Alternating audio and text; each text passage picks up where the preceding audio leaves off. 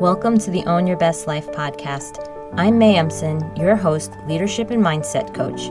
Here, we talk all things spiritual, mindset, business, leadership, and wellness for the modern seeker who wants to align their life with purpose and inspiration.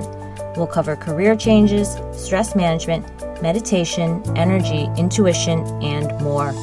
Each episode holds spiritual and practical tools to help you live a life of your wildest dreams without getting burnt out along the way. Ready to live a life on your own terms? This is the Own Your Best Life podcast. Welcome, friends, to episode number 70 of the Own Your Best Life podcast. So if you've been trying to figure out how to make or have more money in your life, I am so excited for you to dive into today's episode. We are going to dive into your biggest obstacle and how that's keeping you from reaching your financial goals. People often think about saving when they think about having more money. And while I am a big proponent of understanding your full financial equation, which does include your expenses, I'm also a strong advocate for knowing where you need to focus first in the process of having more money. Making sales, bringing in more revenue, having more income is going to be what drives your financial success. That is where you focus on first. Expenses are limited in a way that sales or income is not. When I first started working and making money out of college, I remember that my goal was to save for business school. This is graduate school. It costs a bit of money. So I was making a 40 to 50K salary my first year out of college. And I remember within 5 years, it grew to around 70,000. And within those 5 years, and that was my timeline for thinking, okay, around now is when I want to save about 100,000 for business school. I was able to save 100,000 for business school. So I'm not saying that saving money isn't going to help. Yet, even though that was a decent amount to save, I could only save the amount that I was making. So if you want to save and have even more money, the most effective thing to do is also focus on making more money while saving. And the one thing I noticed when more money started coming into my bank account, whether it was through a corporate job or my own business, is that I became more comfortable with having more money. Comfort with money matters because your biggest obstacle around having more money is going to be your thoughts and beliefs around money. So thoughts and beliefs around worthiness of money is this key driver of you feeling comfortable and feeling certain that money is and always will be in your life. I knew and I believed that I was worthy of more money. So I didn't create any worthiness or fear stories to take those steps when I wanted to go back to school and get my MBA. I didn't have any fear stories about applying for jobs or preparing for the work that would bring in more money. Yes, I wasn't sure it was going to work. Yes, I wasn't sure that I was going to get the job. And yes, there was stress involved in the preparation of not having an income because I was going to school full time and leaving income behind, spending a lot of money during the 2 years of full-time school, and then looking for a job that was competitive in a competitive market. Yet, many times, we might not ever even try to apply for the jobs, the schools, the things that have more money equated to it. So just a note there that it does not remove these levels of discomfort in our lives. Stress may still exist, but your ability to desire more money may come with this idea of an upper limit. These beliefs have an upper limit and they're not the same for everyone. So for example, someone might feel that 100,000 feels like a huge amount of money to have in their bank account or to bring in. And for someone else, 300,000 is not enough. And for someone else, $1 million is not enough to have in their bank account or to bring in. So we don't get what we can have. And I think this is a really important point. We don't get what we can have. We get what we believe we can have. We get what we believe we can have. And this is why who you're around, who you're listening to, what you're listening to will determine what you feel you can have. So think about what you feel you want in terms of money right now and be specific. More money, if you just say, I want more money, that can mean $1. Is that satisfactory? Here, you have $1. You'd be like, no, I want more than that. Okay, well, what does that mean? Maybe it's 10,000, maybe it's 100,000, and maybe it's $1 million, maybe it's 2. I don't know your amount, but you need to know your amount. How much more money do you want to have in your life? And when you can get specific around the idea of what you want, you can make it real. And you can think of the time frame you want it in as well. But the time frame, I will tell you, you must hold loosely. So have the amount, but just remember that time frame may shift even if you say, okay, let me give it a try for the next 2 months, 3 months, 4 months, 1 year, 6 years, 5 years, whatever it is, hold it loosely. And I know many of you feel uncomfortable around money. Even the thought of having a specific dollar amount around money gives you a sense of unease. And so if you're not there yet, if you're like, man, I can't do the money, the dollar amount, I'm just not there yet, you will need coaching on that, and I can help you for sure with that. But what we can start with right now, since I'm not coaching you live in person, is another idea, which is the shift of feeling of having money and what that money would give you. So maybe you give yourself a range. Maybe you give yourself a feeling of what that money could bring you. And that way it's easier for you to identify what that money brings instead of a certain dollar amount. So if you struggle with the dollar amount, try this other method. So think about, why do you want the money? What will you do with it? Think through what it is that you want that money for and all the places that it will go. Think of investments, maybe education, maybe bills, savings. Maybe it is to help other people with their lives. What's most important for you right now in terms of financial priorities?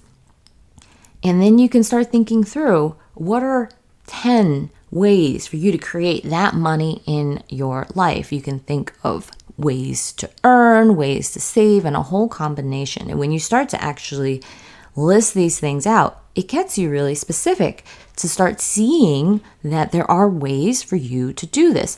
Maybe as you start to list them out, you're not sure that you want to do all these things. So the next step is to actually think through, okay, I've written down 10 ways that I could create this money in my life. Now I have to think, which one of these do I want to do? So figure out which of these you want to focus on first. It might be one of them, maybe it's 2 or 3, but allow yourself to prioritize within that bucket and start to see all the ways that maybe it can add up for you in your life. And so once you've done that, that's like a very tactical thing, because I do believe that you need to have something to look at, to go after, something specific in your mind that you can start to create in your life. But now let's get back to the obstacle, the beliefs.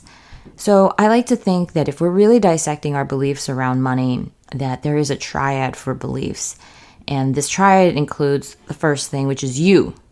The second thing, which is other people. And then the third is the vehicle the money comes in. You means that you believe you are worthy. You believe that there's nothing wrong with money and that you're comfortable having the money in your life. So it's this feeling of saying, what would it feel like to feel wealthy? Maybe that word brings up all these emotions in your life. And so you start to feel weird around it. Or maybe you think, of course I'm wealthy, I want to be rich. Or of course I'm rich, I want to be more. Or maybe you don't even want as much money as you do have and you feel really uncomfortable with it. And you realize that there's some cognitive dissonance around the feeling of having money and your belief around it. Some people didn't earn all the money that they have in their life right now. And that creates a lot of problems when they haven't felt comfortable with that amount of money. And so maybe you start to do things that help you get rid of that money, or feel that there's a certain amount of pain in holding that money, or how did it come with strings attached? So just remember, we're going to start first with you. We're going to get to all the other things, but let's start with you. The idea that there is nothing wrong with money is a big one to unpack. The idea that you are comfortable with having money in your life is also a big one to unpack. So just start there in the triad with you. The second one is other people. Other people means that you believe other people will benefit from you having more money, deciding that it's good to have more money for other people too. Instead of thinking the common thought that wanting more money is greedy, you can shift into the thought of wanting more money is of service. You're serving people. You're helping others. When you have money, you're bringing safety or additional resources or opportunities for people around you or your family. And perhaps you can even think about money coming from another person means that they'll benefit from you having served them and adding value to their life or to their organization. So other people get to benefit when you have money. A third place around beliefs is the vehicle for money, which means that the thing you do for money to be exchanged. And perhaps you've inherited money, like we talked about a little bit earlier. And in order for you to feel that you can have the capacity to hold that money, you'll want to believe that the container the money came in is a force for good in your life. Vehicle can also mean what you're selling. So for example, do you think that what you're selling is actually worthwhile? Is it actually worthwhile? Is it worth money? And if so, you'll likely be way more creative and find so many more opportunities to sell that good or that product or that service. And vehicle can mean the value you bring in as an employee as well. So do you believe that you can command a higher salary or a higher price point for your services because you do work that is high quality and high value? And so when you think about these three things, you realize that this is the power of understanding that money is a type of energy. And when you focus on just the money, you limit the power of money because you only see it as a tangible dollar amount. And that's helpful when you're trying to take away all your feelings of guilt around money. Sometimes I'll talk to clients about money and I make this ridiculous analogy by saying it's like shoes. Like you need 10 shoes for this and it's one shoe for that. And then it sounds so ridiculous because then it's like, well, why am I afraid of like 25 shoes? Because I need 25 shoes to buy this house. Or I would like 25 shoes for you to do this work. Or I'm charging 80 shoes for this because it's worth 80 shoes and I'll need those 80 shoes so I can do fabulous things in my life too. That sounds ridiculous, but it's because we have money as something that has so many connotations to it. It's got power, it's got glamour, it's got sexiness, it's got images of poverty and greed and all the other ways that we don't feel good with money. We associate money with people dying. We associate money with people not having the life that they want. So when I give that kind of analogy, it's to help break that pattern. When I say it's just 25 shoes, it's just a shoe, then it's like, well, why am I holding on to it? Like, do I need shoes that much in my life? No. Or yes, if I want it, sure. If I don't want it, okay. But you start to see that if you replace that type of heavy energy to this lighter one around money, and this applies to almost everything in your life, when you hold this lighter energy to it, it is way more expansive. It is way more powerful. We think heaviness is power. We come down hard. We bring down fear. We say like, oh, we shame ourselves or we blame ourselves, and we do all these things to ourselves and other people to make things happen.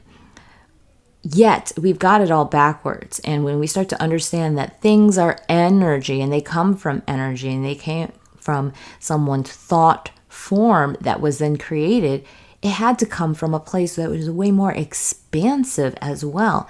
You can only get so far while you're beating yourself up and beating other people up for things in your life. You can get way more when you apply a light touch and things are driven out of love and gratitude and service. And so when you focus on just the money, you limit the power of money because it only becomes this tangible dollar amount. And it's helpful to start in the beginning with this analogy of the shoe because it kind of removes a lot of those high-powered emotions around it. But then I'd love for you to start thinking, well, now I can focus on the energy of money as an exchange for what I want to bring into the world.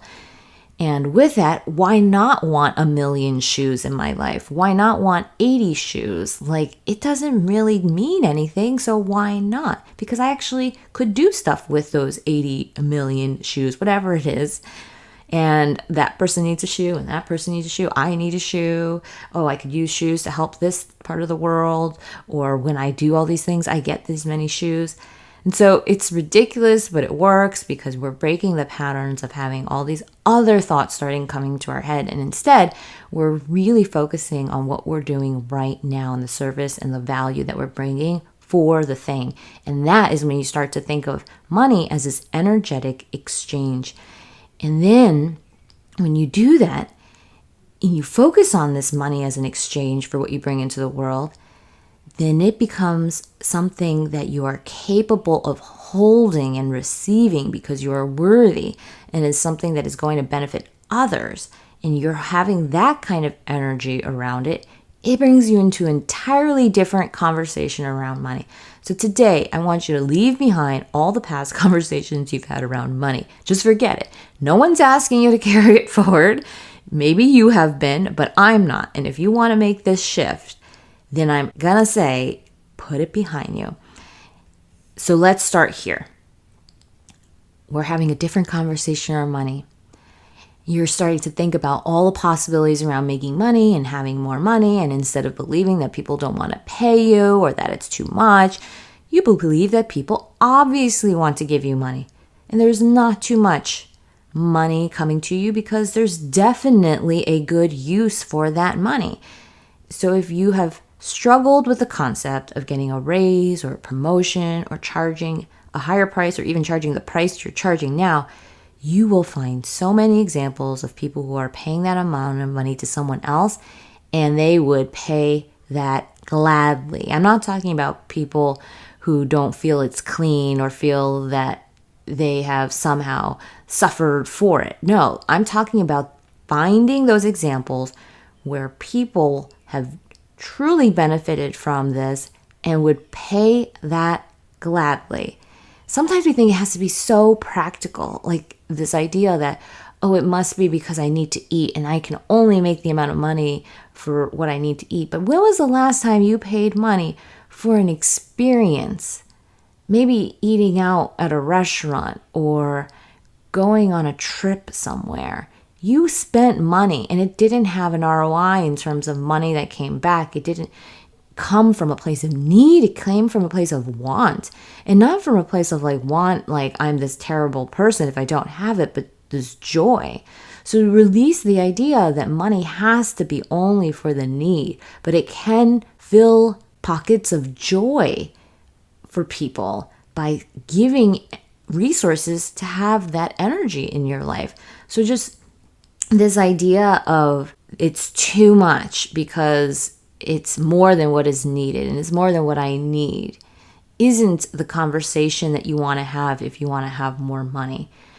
People don't always have to need something to spend money on it. And the wanting can be just as powerful. When we took our 4-week trip, we spent a ton of money on that trip. But I will tell you that that amount of money, had I spent it on all these other things in my life, I wouldn't have even remembered where that money went 5 years later. I wouldn't have remembered what I used it for. Whereas this one is so rich in its experience, I will remember it for the rest of my life. And even if the ROI isn't necessarily this monetary ROI, I have an ROI in terms of high quality time with my family. I have an ROI with just time. And so there are so many other ways for us to think about money when we think about it as energy and as an exchange. It is not about this idea of just the basics and covering the basics, because if you feel that and you believe that, that is what you will only ever have. So if you are struggling with the idea of more money, remember those examples of where it is possible and how you have even felt that way, that you desired something, you paid for it, you would have gladly paid for it again and again because it was that worthwhile. And there are people who want to do the same with you. So there are so many examples of how the money that you desire is not too much money. And one of the key things to do is to remember that you will know what to do with that money. But first thing is first, and I'm going to leave you with this today, is solve the problem at hand first, which is that you just want to bring in more money. And then we do as we do here, which we now have a next quality problem, a higher quality problem of figuring out what do you want to do with all your money. That will come next, and we will address that. So never forget that in this process, you do not want to compare. You just want to focus on giving and being that best version of yourself that is adding so much value in so many ways that it is inevitable that money will come into your life. How can you make it inevitable? How can you make it inevitable? By believing in yourself, by believing in others, and that vehicle of money, the triad. So focus on that one question: how can I make it inevitable? Instead of the timelines, and you'll keep giving, and you'll keep serving, and you will keep receiving. So if this topic resonates with you and you want to see these transformational results in your life, you will love coaching. Getting coached consistently is the spark that lights that fire of inspiration that gets us into action to make the moves and the changes that we are looking to make. And it is that first step in making that massive shift, moving obstacles out of your way again and again and again. So it's simple and you can easily move forward. So if you want to learn more, go to www.mayemson.com/contact and you can get a lot more information. All right, my friends, that's it for this week. I hope you have an amazing one and I will see you next time. Thanks so much for joining us this week on Own Your Best Life. Make sure to subscribe to the show on iTunes or wherever you listen to podcasts so that you'll never miss a show. And while you're at it, can you please rate and review on iTunes? I would so appreciate it. Share it with a friend, take a screenshot of it, and tag @MayEmson. This helps continue to get the word out. For more show notes and resources, check out www.mayemson.com. It'll have all the links to everything you heard here today. Thanks so much for listening. It's time to own your best life.